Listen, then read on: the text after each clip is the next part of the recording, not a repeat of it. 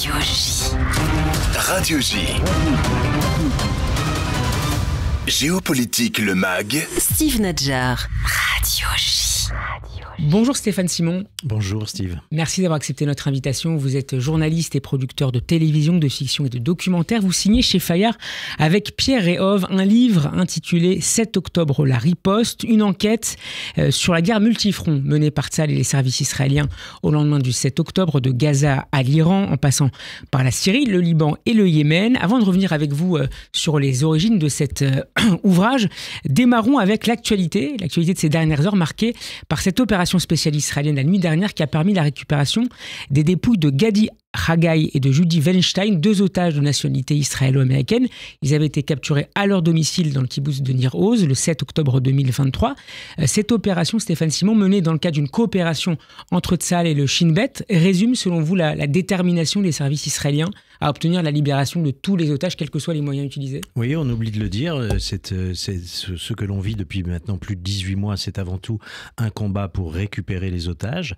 C'est un combat qui est évidemment un combat de professionnels, des sources de renseignements évidemment, et ce sont eux qui m'ont intéressé en particulier dans notre ouvrage.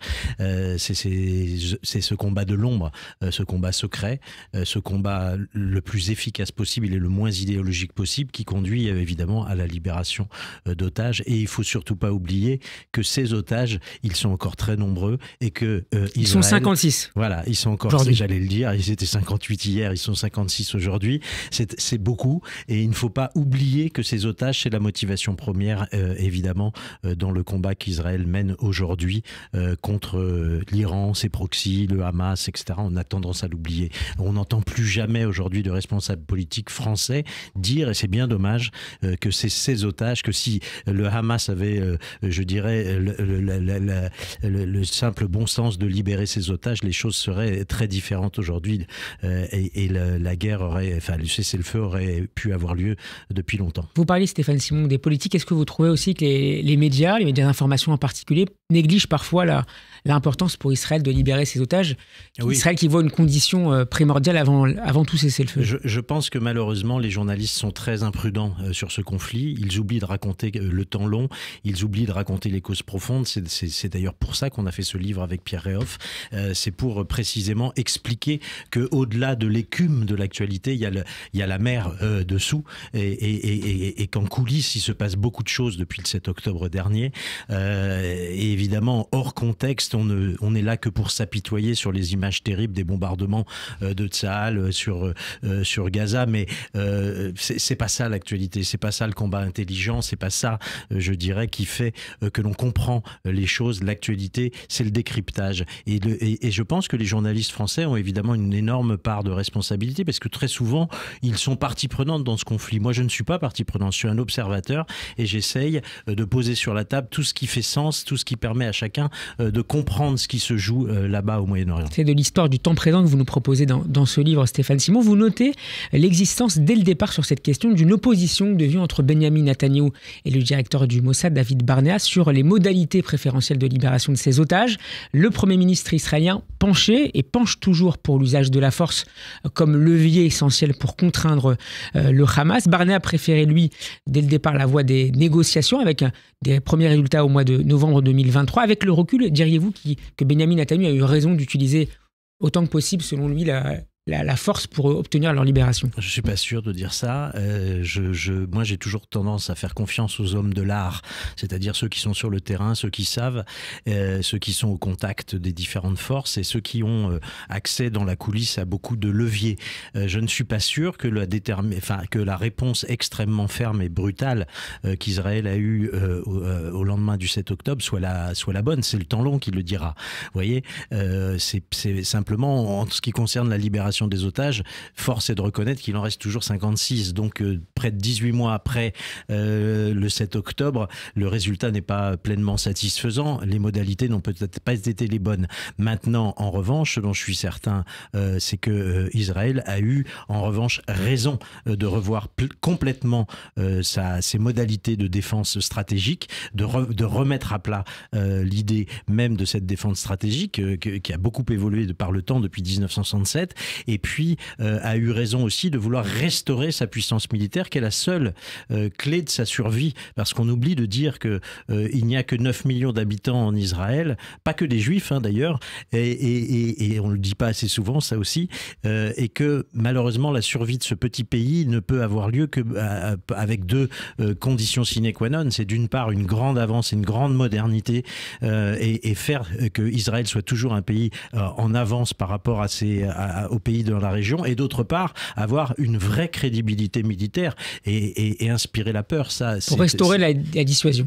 Et il faut restaurer la dissuasion. C'est ce à quoi s'est employé, en tout cas le gouvernement israélien, avec tout le haut commandement militaire israélien depuis le 7 octobre. Stéphane Simon, vous connaissez beaucoup comme producteur, notamment d'émissions phares comme Rive droite, Rive gauche, Salut les terriens ou encore La boîte à musique. Comment est-ce que ce projet de livre sur le 7 octobre et sur la guerre au Moyen-Orient est-il né ? D'abord parce que moi je suis allé en Israël assez récemment, finalement je connaissais pas bien ce pays, j'y suis allé pour les besoins d'un tournage d'une fiction pour France Télévisions il y a un peu plus de 10 ans maintenant, et puis j'ai découvert la vitalité de ce pays, sa modernité, je me suis rendu compte du décalage qu'il y avait entre la perception qui en était, ce qui était dépeint en France sur ce pays et la réalité de ce pays. C'est une démocratie extrêmement vigoureuse, dont on peut ne pas être d'accord aujourd'hui avec le gouvernement, c'est pas la question, mais en tout cas c'est une démocratie vigoureuse, c'est un pays ultra moderne, c'est un pays dont la population m'a plu énormément par son dynamisme, par son intelligence, et il se trouve que il m'est toujours apparu, parce que j'y suis retourné souvent de fois depuis, il m'est apparu que il y avait un devoir de réparation à faire sur la perception que les Français pouvaient avoir d'Israël. Il fallait raconter un peu plus les choses, décrypter un peu plus les choses, et puis finalement, n'étant pas juif moi-même, j'étais pas mal placé pour le faire, puisque je ne suis pas partie prenante. Donc on peut pas suspecter mon récit d'être, je dirais, celui de quelqu'un qui a de la famille en Israël, pas du tout.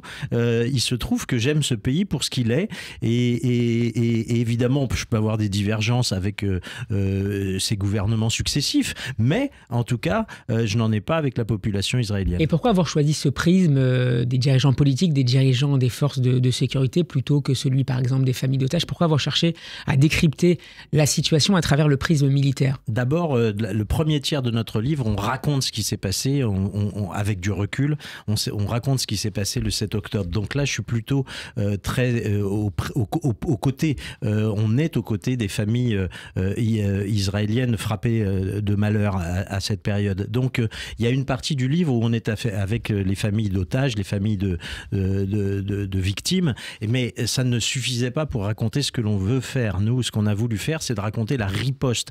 Comment, de cet électrochoc qui a été le 7 octobre, il y a eu un sursaut dans la population israélienne, du côté du haut commandement militaire israélien, un sursaut politique et militaire qui a permis, depuis, un certain nombre de grands progrès, c'est-à-dire que le Hamas puisse être frappé, parce qu'on ne raconte pas assez ce qu'est le Hamas, mais quand j'ai entendu dire que ça pouvait être amalgamé avec de la résistance, je vous assure que les poils me sont dressés sur les bras, connaissant les dérives nazi-islamistes de ce mouvement, il y avait à raconter. Et puis, après ce qui s'est passé en Syrie, la chute de Bachar el-Assad, mais c'est quelque chose que vous aviez en tête depuis longtemps, de vous plonger sur le terrain de la géopolitique? Oui, ce qui m'intéresse, moi, c'est de raconter, on va dire, encore une fois, la coulisse, qui est la guerre du côté du... Parce qu'il y a une guerre, en vérité, que l'on ne raconte, que l'on rend pas assez visible avant ce livre, qui est tout simplement de dire que Israël est en conflit dans une guerre qui ne dit pas son nom, mais qui est réelle depuis des années avec l'Iran, et que en fait l'influence toxique à chercher dans la région, ce n'est pas Israël, c'est l'Iran. C'est l'Iran qui est fauteur de troubles et qui déstabilise le Moyen-Orient depuis tant et tant d'années. Et on ne comprend pas le 7 octobre si on ne met pas en perspective des accords d'Abraham, ce qui était sur le point de se réaliser avec l'Arabie Saoudite. Et dans l'esprit des deux cerveaux du 7 octobre, Yahya Sinwar et Mohamed Deif, il faut absolument mettre fin à ces accords d'Abraham et rendre impossible la signature de l'Arabie Saoudite de ces accords. Et donc, c'est une opération pour rendre impossible, quelque part, la paix dans la région. Et d'ailleurs, ça a fort bien réussi, puisque 18 mois plus tard, on voit que la région est totalement ébranlée. Et donc, il faut... Moi, ce que j'aime dans l'actualité, c'est raconter ce que les autres ne racontent pas.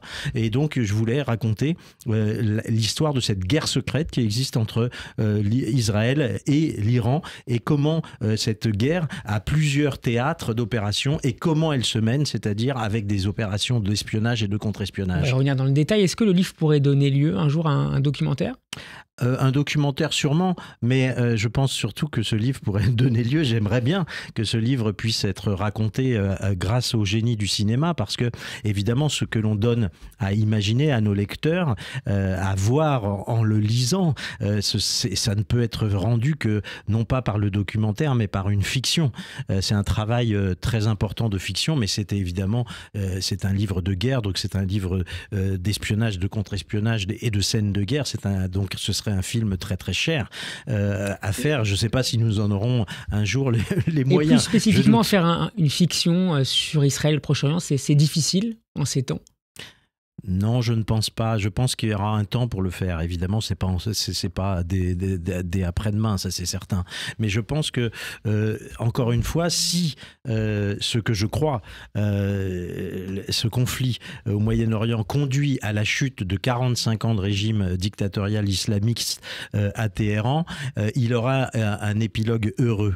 Donc, il sera possible que les historiens regardent la période que l'on traverse avec d'autres yeux que ceux de l'observateur immédiat qui se morfond devant les enfants de Gaza, évidemment, et les populations civiles qui ont pu faire les frais de ce conflit. Mais il faut du temps pour ça. Il faut du temps et je dirais du décryptage pour qu'on comprenne qu'il y a eu lieu, depuis le 7 octobre, un véritable virage dans la région qui conduit à changer complètement la face du Moyen-Orient et du monde. On parlait de perception à l'instant. Qu'est-ce que le 7 octobre et la guerre qui l'a suivi ont modifié, selon vous, Stéphane Simon, dans la perception qu'Israël et sa société ont de leur place dans le monde et dans la région et dans la nature de leur relation avec leurs voisins? C'est-à-dire que je pense qu'Israël a compris qu'il fallait compter sur personne pour faire sa propre police quelque part et revenir au précepte originel de la défense qui était l'offensive comme défense. Ça, c'est le précepte qui a duré jusqu'en 1967 puis qui a été abandonné et dont on a vu la bêtise, c'est que c'est la guerre de Kippour. Finalement, c'est une guerre qui est rendue possible à cause d'une naïveté qui est de penser qu'on est à l'abri derrière la ligne Bar-Lev. Une forme d'hubris aussi. Voilà, une forme d'hubris, une forme d'arrogance du commandement militaire qui s'imagine être derrière les murs de Gaza, comme derrière la ligne Bar-Lev, à l'abri. Or, ce 7 octobre va prouver que non, pas du tout, et qu'en général, quand on se sent à l'abri, quand on se sent supérieur, on devient fragile. Et il a fallu repenser donc totalement ce post-7 octobre pour rendre de nouveau, je dirais, la survie d'Israël possible. Le livre est préfacé par le général Éric Buquet, directeur des opérations de la DGSE de 2012 à 2018. Dans quelle mesure les opérations militaires israéliennes, à la fois à Gaza, à Téhéran ou au Liban, sont étudiées aujourd'hui et pourront inspirer demain d'autres armées et d'autres services sur d'autres territoires, sur d'autres terrains de guerre? Pour avoir beaucoup discuté, pour rendre possible ce livre avec des militaires, avec des hauts gradés, avec des spécialistes du renseignement, d'abord il faut savoir que les services, que ce soit l'unité 8200 ou le Mossad, les services israéliens forcent le respect un peu partout dans le monde militaire. Ce sont des services extrêmement efficaces qui fascinent beaucoup et qui fascinent parce que cette efficacité, elle provient de deux raisons principales. Outre, on va mettre de côté la technologie, la maîtrise des technologies, il y a deux raisons principales. C'est d'une part son extrême proximité avec le pouvoir politique, ça c'est très important, et ça rend efficaces les services. Et puis d'autre part, l'idée messianique que les services secrets israéliens ont, qu'ils sont investis du devoir de la survie du peuple israélien. Et quand vous avez cette mission en tête, évidemment, vous savez que tout est possible.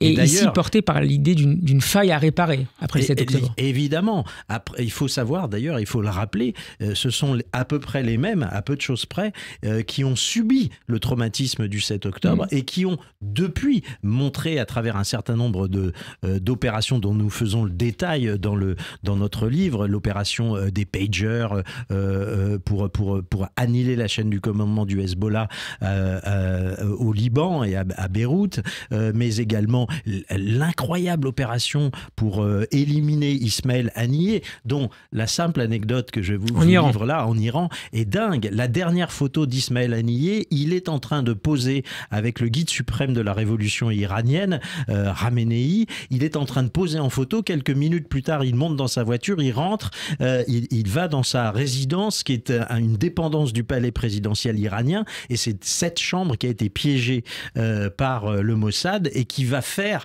une détonation incroyable qui ne laissera aucune chance à Ismaël Haniyeh. Être capable d'inventer des opérations sur des territoires ennemis si lointainement projetés, c'est un tour de force qui peut s'apprendre dans les écoles militaires encore des années plus tard. L'opération des pagers, c'est une opération qui a duré 10 ans avant d'être rendue possible. 10 ans. Cette fois au Liban, contre le Hezbollah. Cette fois au Liban contre le Hezbollah. C'est une opération qui a été inventée par une jeune agent, mais qui part des écoutes de l'entourage de Nasrallah et qui comprend qu'il va falloir piéger les technologies du passé, ce qui est contre-intuitif, parce qu'évidemment, on a envie plutôt de piéger les technologies du futur, celles qui arrivent demain, plutôt que celles d'avant-hier.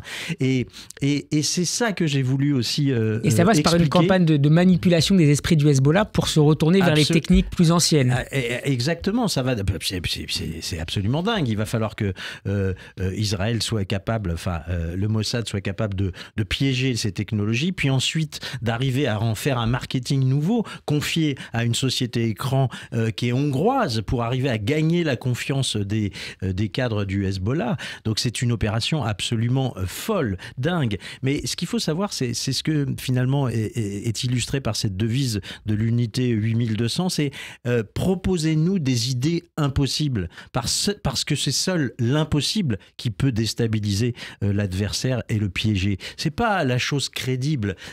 Et c'est ça qui est absolument fascinant dans cette plongée dans les services d'espionnage et de contre-espionnage, c'est de voir à quel point, je dirais, le réel est plus fort que l'imaginaire, beaucoup plus fort que l'imaginaire. Ce qui résume peut-être le mieux, le mot qui résume le mieux ces opérations, c'est finalement l'audace de ces opérations. Oui, l'audace, c'est très audacieux, c'est très long, c'est très secret. On voit aussi à quel point on a des leçons à prendre en France de ces services israéliens, car ils sont d'une opacité absolue. Il faut savoir que nous n'avons eu aucune accréditation pour faire ce livre. On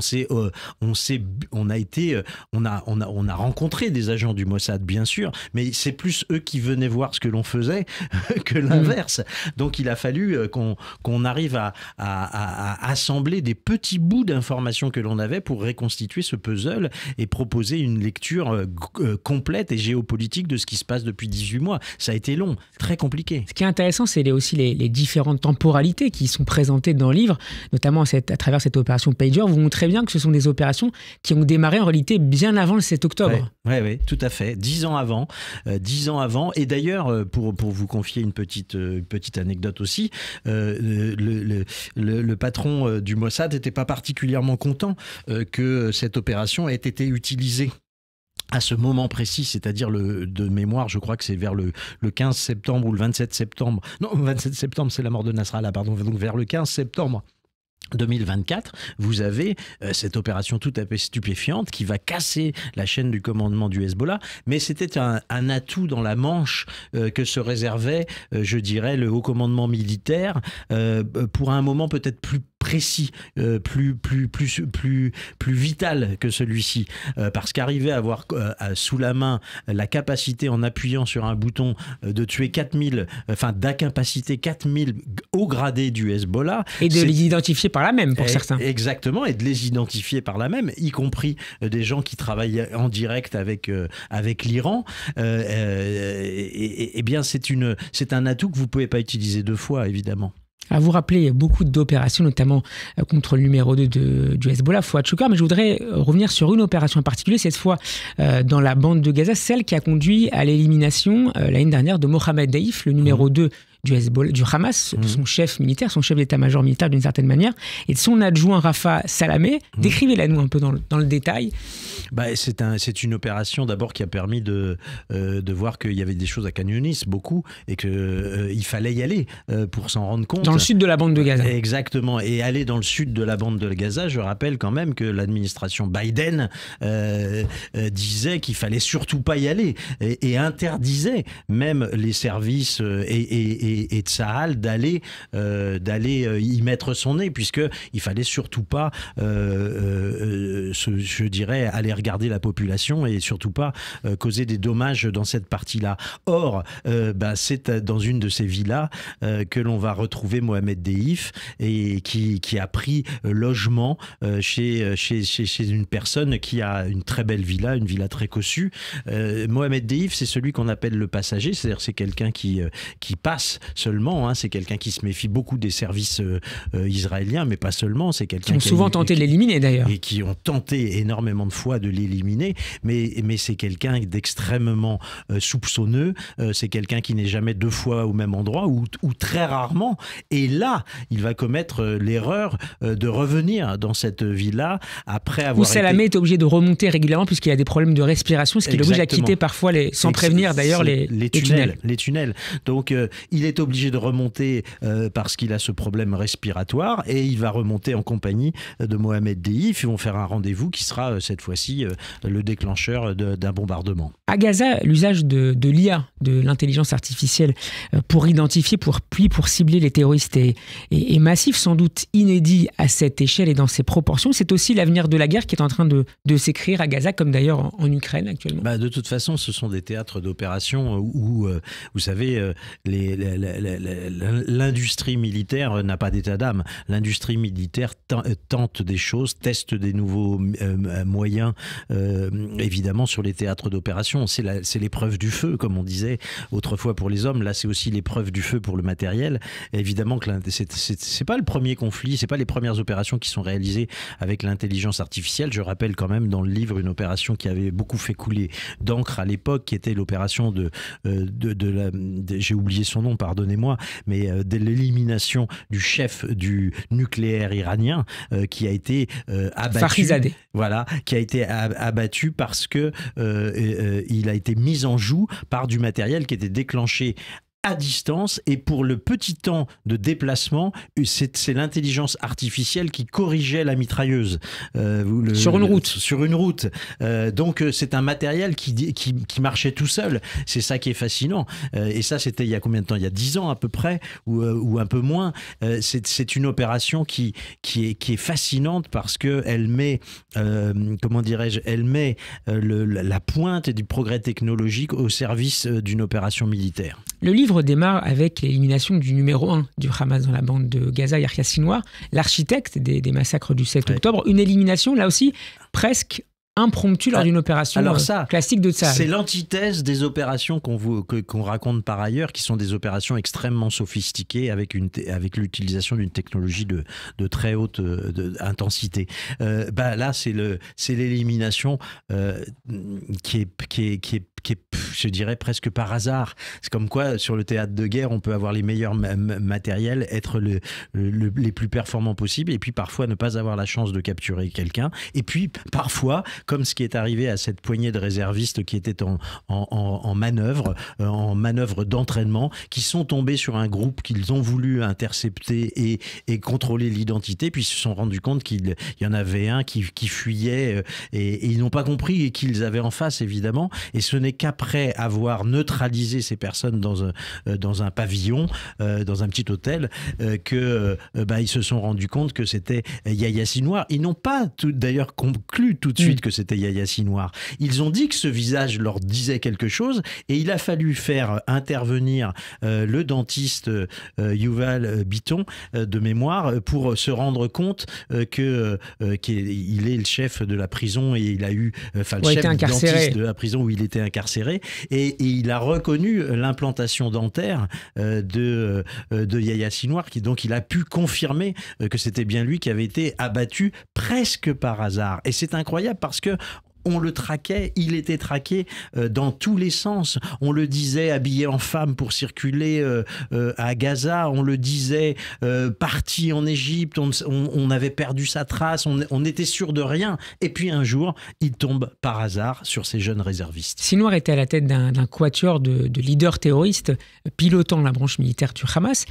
Quel était le rôle de cette bande des quatre, si vous me permettez l'expression, composée donc de Yahya Sinwar, de son frère Mohamed Sinwar qui a été tué il y a quelques jours maintenant, et de Marwan Sinwar, ainsi que Mohamed Deif. Et question subsidiaire, est-ce que finalement, en tuant ce quatuor à la tête du Hamas, Israël finalement prépare déjà l'après et l'après-Hamas? On pourrait considérer qu'Israël a fait le job qu'il s'était assigné, c'est-à-dire anéantir tous ceux qui étaient impliqués dans les attentats, des attentats du 7 octobre. C'est plus qu'un attentat, c'est une folie meurtrière. Mais dans les pogroms du 7 octobre, en tout cas, tous ceux qui étaient de près ou de loin impliqués sont aujourd'hui passés dans l'au-delà.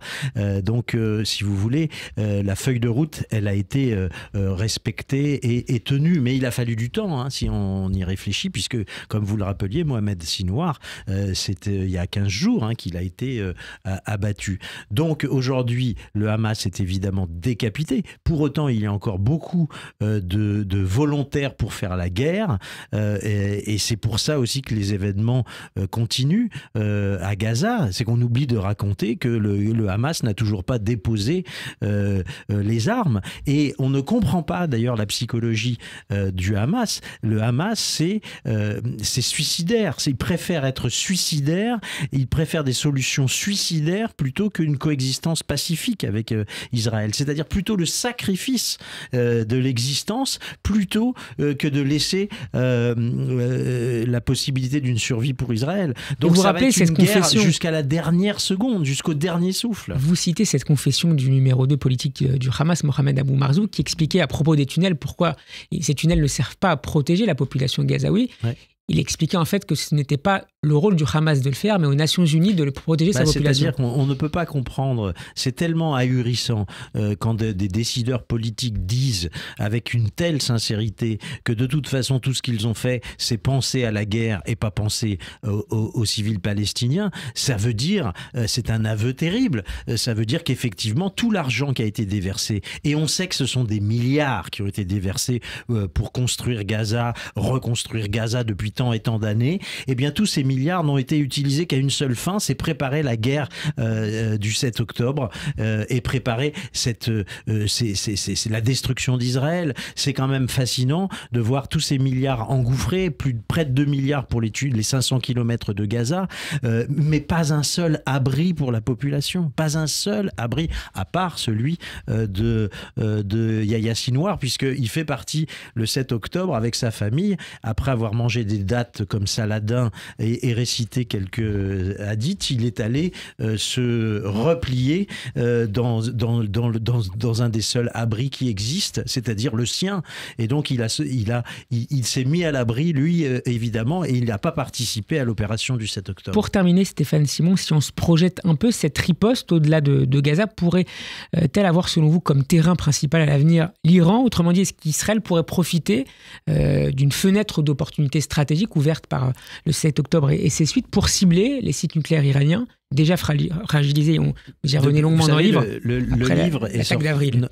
livre est sorti le 9 avril dernier, et depuis le 9 avril dernier, je dis que des opérations imminentes se préparent contre Téhéran et contre le régime des Mollahs. Et il passe par plusieurs modalités. Cela peut être effectivement des frappes qui sont menées seules par Israël, ou des frappes qui seront cautionnées, voire soutenues par les États-Unis. Ce qui écarte pour l'instant l'administration Trump. Trump, pour laisser un peu de temps aux négociations. Exactement, l'administration Trump a dû attendre presque 2 mois, c'est-à-dire l'ultimatum que Donald Trump avait fixé au Mollah, qui était de dire, eh bien, vous acceptez une inspection américaine, je dis bien américaine, pas internationale, sur vos sites stratégiques, et en gros, on n'aura pas besoin d'intervenir. Et malheureusement, le régime des Mollahs vient de faire savoir, c'est très récent, qu'il n'acceptait pas, qu'il n'acceptait évidemment pas cette inspection. Ce qui était prévisible, et d'ailleurs, je pense que le haut commandement militaire israélien avait dit que déjà qu'il n'y croyait pas une seconde de la possibilité de ces inspections. Donc, si vous voulez, on est au bout de la solution diplomatique. Je pense que maintenant, les opérations contre Téhéran vont être menées. Le matériel militaire a été livré depuis un certain temps. Et grâce à l'administration Trump, puisque les fameux bunker busters qui rentrent dans du béton comme dans du beurre, eh bien, ces fameux bunker busters ont été livrés. Seuls les Américains possèdent ces bombes, et désormais Israël les possède aussi. Il y a eu près de 7 milliards depuis le mois de janvier dernier, 7 milliards de matériel militaire commandé aux Américains aussi. C'est donc incroyable. Moi, j'ai évidemment beaucoup de sources qui me disent que c'est chaque jour que du matériel militaire arrive en Israël, et c'est pas simplement pour faire des opérations sur Gaza, bien entendu. On sait que des opérations sont attendues sur Téhéran, et d'une manière générale, il faut comprendre que c'est pas simple de faire tomber le régime des Mollahs. Il y a évidemment détruire les infrastructures nucléaires, ça c'est l'hypothèse la plus basse. Et puis il y a arriver à déstabiliser totalement le régime, ça c'est beaucoup plus compliqué. Il faut impérativement que la rue iranienne aussi se soulève. On ne peut pas mettre fin à un régime s'il continue d'être peu ou prou soutenu par la population iranienne, ce que je ne crois pas. Aujourd'hui, la population iranienne a plutôt peur et attend que vraiment les choses soient avancées pour se soulever. Merci beaucoup Stéphane Simon d'avoir été Avec notre plaisir. invité. Je rappelle le titre de votre livre, 7 octobre, la riposte, un livre coécrit avec Pierre Réhov et publié aux éditions Fayard. À très bientôt sur Radio J. Avec plaisir.